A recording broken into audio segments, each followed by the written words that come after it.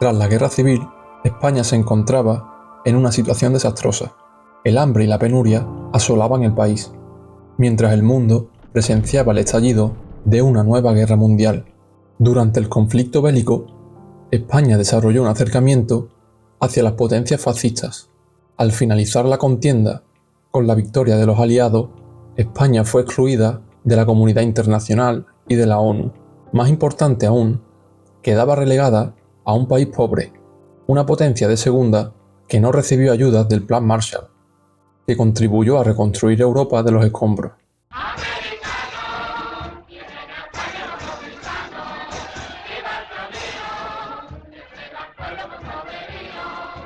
Condenada al ostracismo y abandonada a su suerte, la nación se sume en la autarquía, un intento de alcanzar la autosuficiencia, que pasados unos años se demostraría defectuoso y fue necesario aplicar reformas para reconducir la economía. El éxodo rural sería la tónica preponderante en la sociedad española de la época. La población comenzaba a migrar de la pobreza en el campo hacia las bulliciosas ciudades, que acogían con brazos abiertos a aquellos que buscaban una vida mejor. A mediados de los años 40, Franco redujo el número de falangistas cercanos al nazismo en el gobierno, como un intento de rehacer su imagen internacional. Pero cuando se crea la OTAN en 1949, España tampoco es aceptada.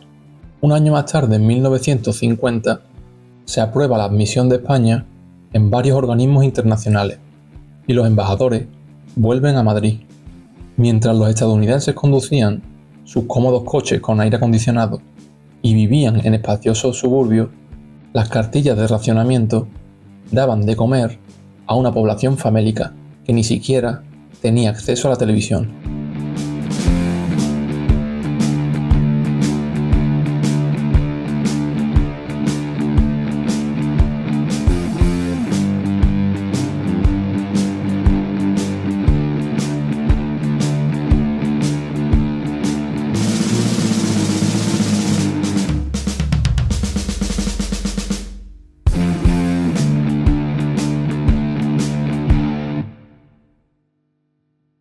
Será la lucha contra el comunismo la que acercará a España a su nuevo aliado americano, que se encontraba sumergido en plena era de caza de brujas. En 1953 se firman los Pactos de Madrid, unos acuerdos por los que se conceden las bases militares, unos pactos que beneficiaban a ambas partes. Estados Unidos conseguía un lugar estratégico donde desplegar su poder militar en plena Guerra Fría. España recibía paquetes de ayuda americanos y salía del aislamiento internacional. Franco y Eisenhower se disponen a trasladarse en helicóptero a la base de Torrejón de Ardoz.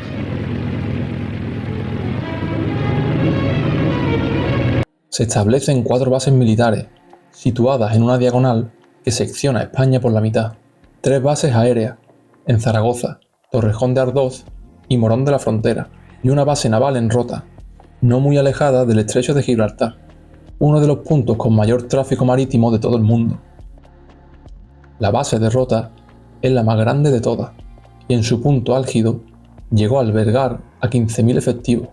Al mismo tiempo, se desplegaron una serie de radares para controlar a la aviación enemiga, y se ordenó la construcción de un oleoducto para suplir a las bases, que conecta la base de Rota con Zaragoza. Ese mismo año de 1953, se firmó el concordato con la Santa Sede. A cambio de esta ayuda internacional, la dictadura de Franco tuvo que permitir la entrada de extranjeros sin necesidad de visado, un hecho crucial que aceleró la actualización cultural de los españoles.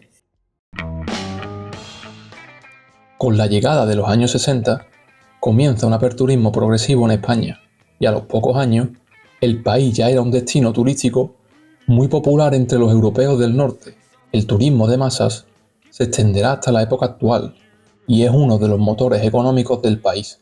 Con la apertura progresiva de su frontera, España se convertiría en un escenario habitual para el rodaje y las grabaciones de películas, desde el chorizo western hecho en taberna, las megaproducciones de Nicolás Rey en Madrid, con películas como Rey de Reyes, o las campanadas de medianoche de Orson Welles, rodadas en Castilla y León, los matinales de música moderna del Circo Price, El Festival de Benidorm y la música de grupos que imitaban a bandas inglesas y americanas son la confirmación de una nueva cultura juvenil que está comenzando a gestarse en España. Incluso los Beatles tocarían en Madrid y Barcelona, en las plazas de toros que muchos distaban del aforo completo de sus otras actuaciones. El conflicto entre las nuevas libertades de la juventud con la España nacional católica era inevitable. Aquellos extranjeros que venían en busca del sol propiciarían una revolución social, cultural y sexual en los españolitos de mente cerrada que habían vivido en un planeta diferente hasta ese momento.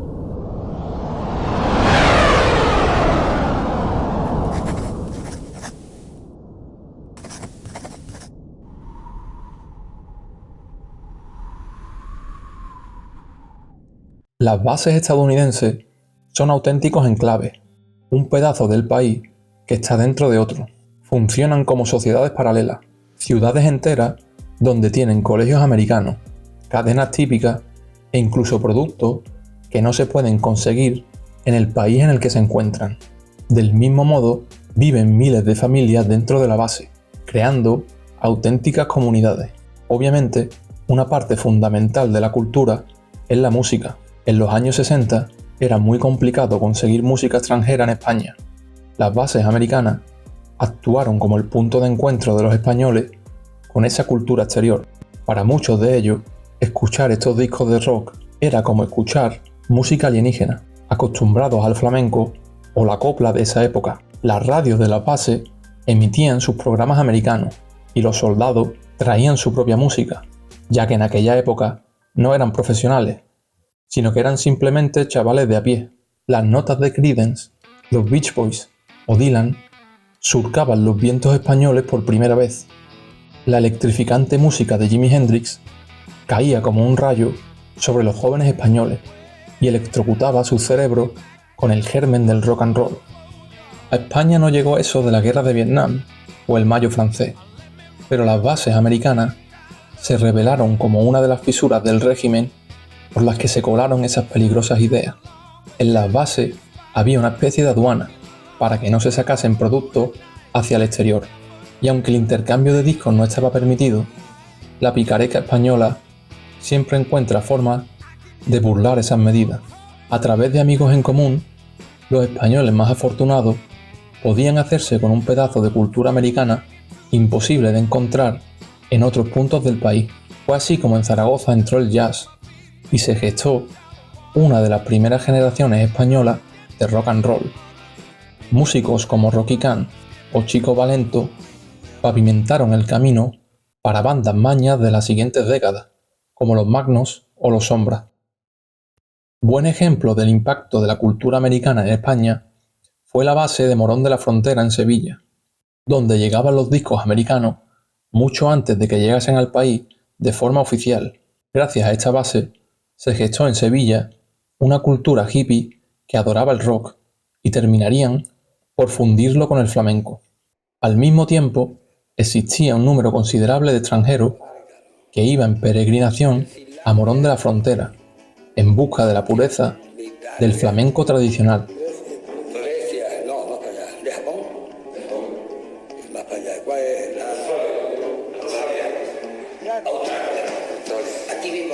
Desde algún tiempo atrás, la música ibérica se estaba llevando al extranjero, y ahora era el momento de que la música de fuera entrase en España.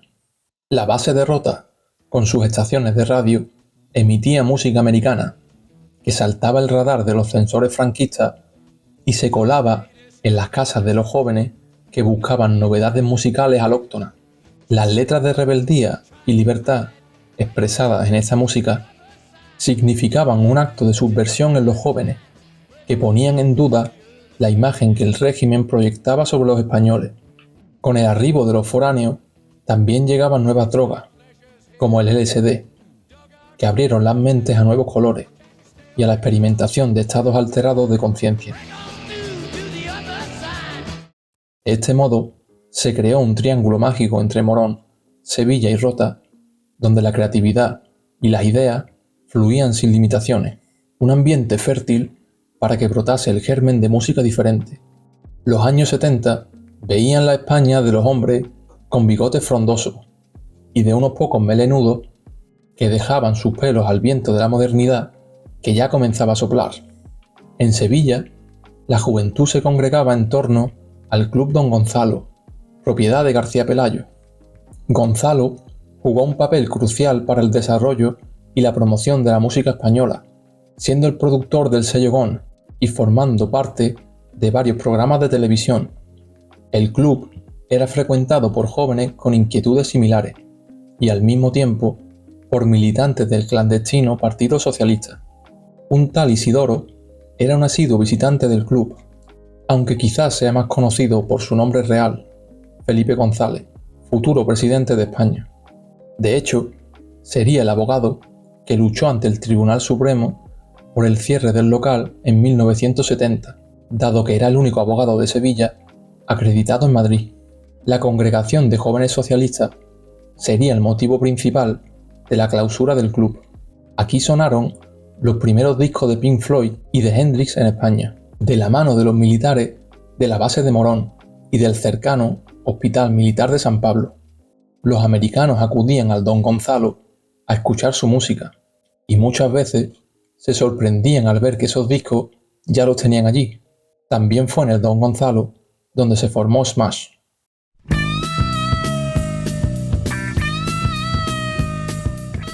Smash se erigía como el pilar de la psicodelia hecha en España, guitarras eléctricas y flamencas que comenzaban su romance y un fructífero matrimonio.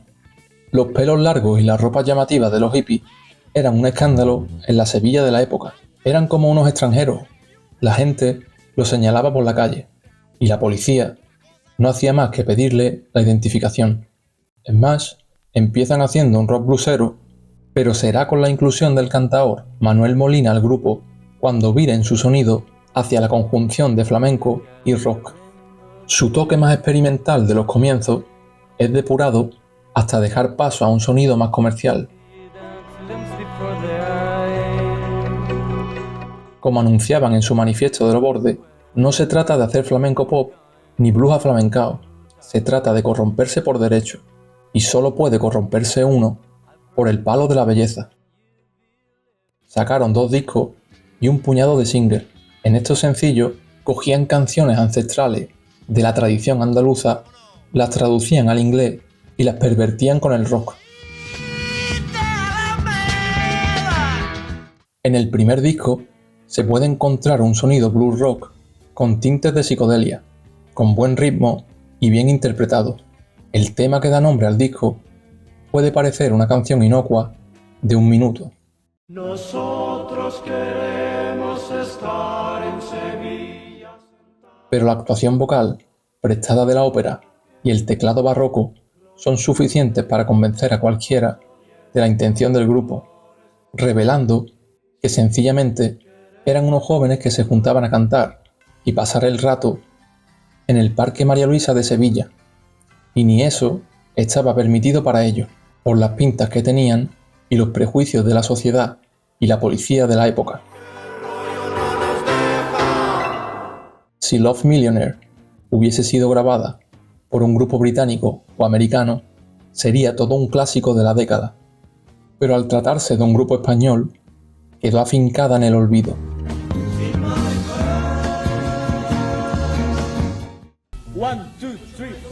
Y así va discurriendo el disco hasta llegar al cierre del álbum, con una jam session que hace que el oyente se sienta partícipe del proceso de creación de la banda.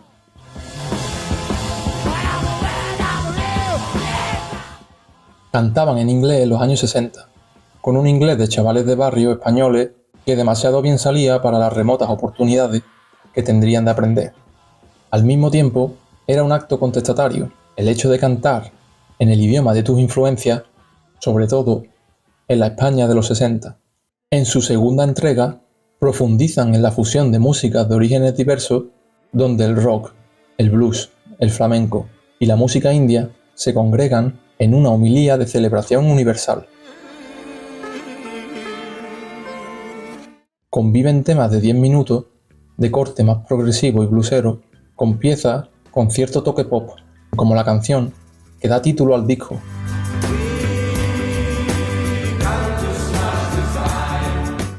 El nombre del disco hace referencia a las señales de seguir los mandatos de la época y vivir acorde como dictan los cánones, al igual que ocurre en el estribillo del Garrotín, que manifiesta el deseo de jolgorio de los jóvenes, independientemente de la hora del día, y cómo eso no estaba permitido en esos años, en favor del silencio perpetuo.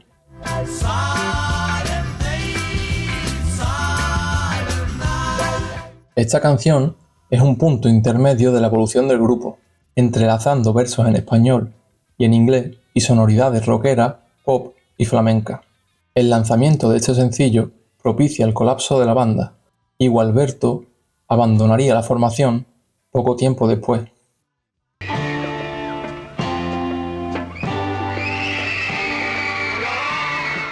Al igual que años antes, había hecho Eric Clapton con los Yardbirds. El sonido del exitoso tema For Your Love no interesaba al guitarrista inglés. Clapton era un apasionado del blues y no de la futilidad del pop que ahora perseguía al grupo, por lo que abandonó la banda y encontró refugio en los Blues Breakers de John Mayall. Después de Smash, Gualberto seguiría sacando música y explorando nuevas sonoridades en solitario, fundiendo influencias de músicas del mundo, especialmente de la India y su vanguardista sitar en aquellos años.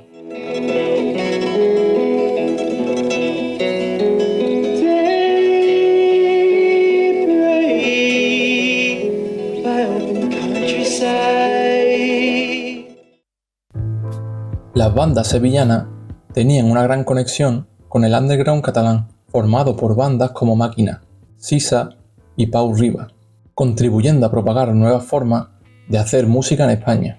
Smash se convierte en el primer producto de una tendencia, la de mezclar rock con flamenco, que comienza a hacerse un hueco y ocupará un nicho de mercado bastante ancho en los años siguientes. Algunos miembros del grupo tendrían una reunión a finales de la década. Incluso aparecieron en el programa Musical Express de Televisión Española, en una época en la que solo había 2 canales en España, así que tener un programa dedicado solo a ello es una prueba de la relevancia del grupo. Pero al día siguiente de esta grabación, Julio Matito, miembro fundamental de la banda, falleció en un accidente de tráfico. Desgraciadamente, no sería el único músico en morir así en España.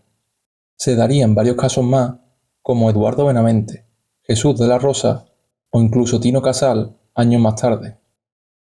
El fatídico suceso pone punto final a la aventura de los Smash, la banda más importante de la escena psicodélica española. Fueron unos pioneros que merecen todo el mérito por sus contribuciones a la música española. El rock andaluz es el género que surge del encuentro entre las innovaciones del rock con las raíces clásicas del flamenco. Recoge la idiosincrasia del folclore andaluz y la actualiza bajo una óptica moderna. La etiqueta se usaba para encasillar a los músicos de la época, y muchos artistas la repudiaban. Ni era un solo tipo de rock, ni estrictamente andaluz. Del mismo modo, no todo el rock hecho en Andalucía puede clasificarse como tal. Pero esta fue la denominación que enganchó en términos de marketing y que se usó para acotar y clasificar bandas de rock con raíces, donde la música exógena procrea con la música autóctona y genera un resultado sin igual. Una música que consigue transportar a España al oyente momentáneamente, desde cualquier parte del mundo donde se escuche. Se pueden trazar antecedentes aislados de la fusión entre el flamenco y el rock, como la canción Flamenco de Los Brincos, o salvando mucho las distancias, la especie de rumba psicodélica californiana de Love en Alone Again o los conocimientos de guitarra flamenca del sempiterno infravalorado Robbie Krieger en Spanish Caravan de The Doors. A pesar de que fueron casos destacables, no ahondaron en la cuestión como lo harían las bandas que proliferaron en la España de los 70. El rock andaluz es un movimiento muy extenso y heterogéneo, que sigue vivo hasta nuestros días, con el grupo Smash como predecesores y espejo en el que mirarse. Estas bandas profundizarían en los sonidos del rock andaluz y cada una aportaría matices distintos. Medina Zahara representaba el lado más visceral del género y contó con gran aceptación por parte del público.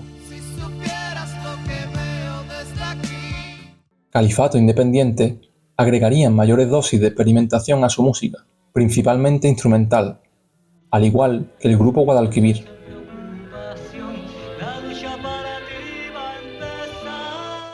La innovación presente en el trabajo de Alameda los llevaría a colaborar con Camarón de la Isla. Cai se decantaba por una mayor predilección por la fusión con el jazz y el rock sinfónico. También existían grupos aledaños al rock andaluz, pero que diferían un poco más del sonido característico del género.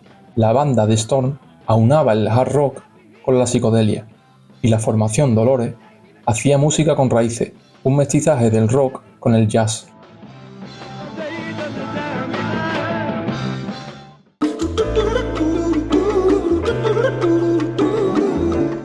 Pero el grupo que sería el máximo exponente de este sonido sería Triana. Representa el cambio en el panorama musical español y fue uno de los actos con mayor repercusión y éxito de toda la década de los 70, abriendo la puerta a la nueva música y la nueva era que afrontaría el país. Era un trío formado en Madrid por integrantes que ya tenían un bagaje en otras bandas. Eduardo Rodríguez ya había saboreado el éxito en Los Payos con su tema María Isabel. Coge tu sombrero y póntelo. Jesús de la Rosa había formado parte del primigenio grupo sevillano Nuevos Tiempos, donde coincidió con Gualberto. Más tarde audicionó para sustituir a Mike Kennedy en Los Bravos, pero fue rechazado por tener demasiado acento andaluz.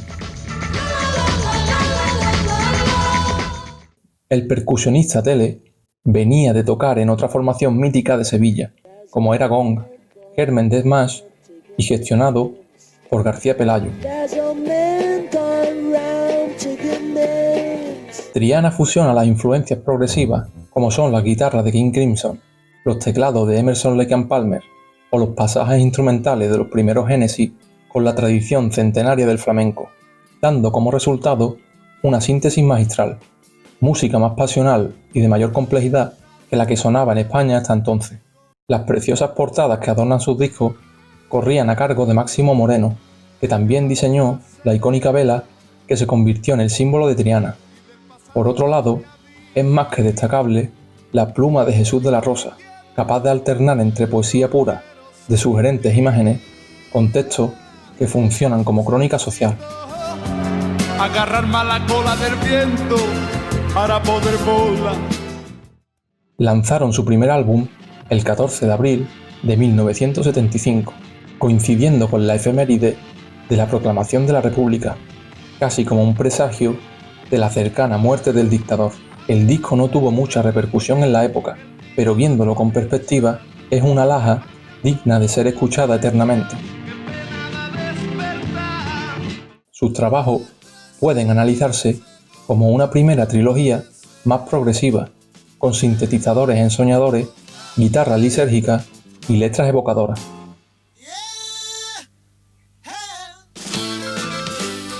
Y una segunda trilogía donde abrazan y se vuelcan en sonoridades pop, al igual que Smash había hecho poco tiempo antes.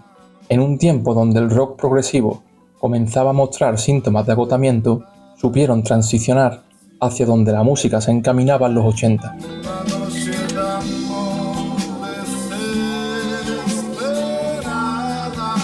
Triana tendría el éxito masivo del que no disfrutó Smash, llenando el estadio del Parque de Atracciones de Madrid, con más de 35.000 espectadores. El súbito fallecimiento de Jesús de la Rosa en un accidente de tráfico enmudecía y conmocionaba a toda la nación. Sin el poeta, y más importante, sin su amigo, Eduardo y Tele, deciden que no tiene sentido continuar la trayectoria del grupo, y Triana se desvanece en el recuerdo.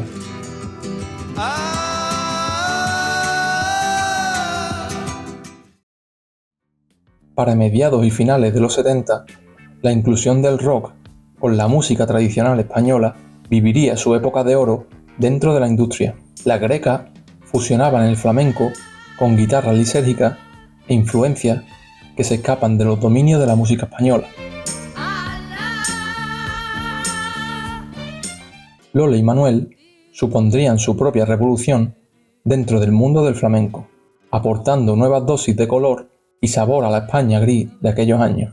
Este grupo estaba formado por el exmiembro de Smash, Manuel Molina, junto a Dolores Montoya, el integrante que aportaba el toque flamenco al grupo, porque al final todo cuadra.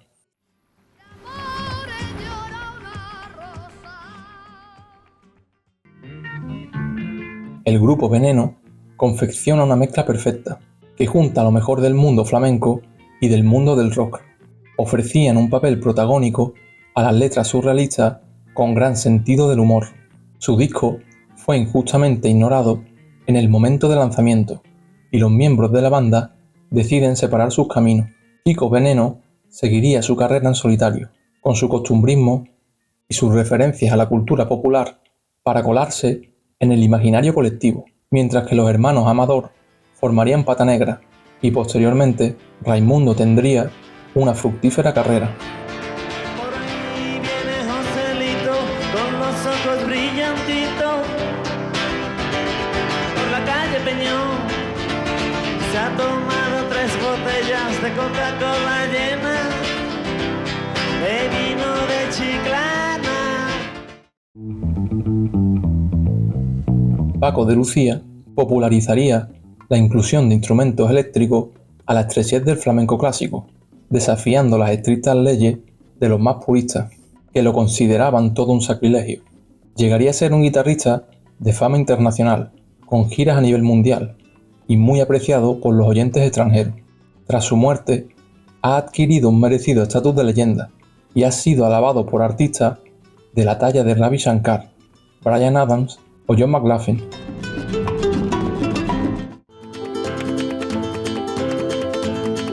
Incluso Camarón de la Isla, uno de los mejores cantadores de flamenco de todos los tiempos, abrazaría las innovaciones en el género a partir de su disco La leyenda del tiempo. Camarón era analfabeto, pero a pesar de no saber leer ni escribir, captó como ningún otro el cambio de paradigma y el nuevo rumbo que había que imprimirle al flamenco, con mayores toques de intelectualidad y complejidad. Pienso que Camarón es un revolucionario, es el símbolo del flamenco joven. Una conjunción que derrite la poesía de Lorca y la moldea al ritmo de rock, mientras es seducida por el sitar de Gualbert.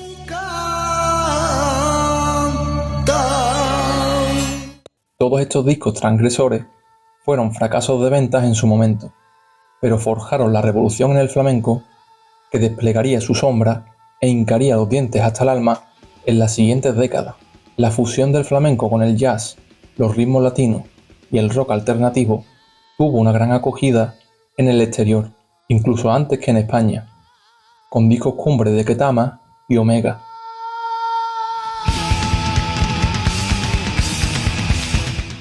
El final de la Guerra de Vietnam y la muerte de Franco en 1975 son un vaticinio del nuevo destino de la nación.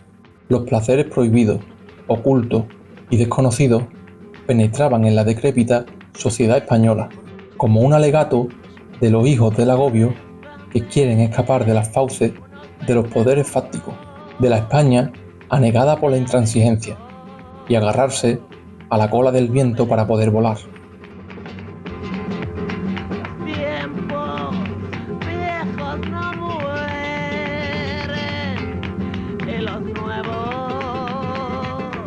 Acaban de nacer, coche no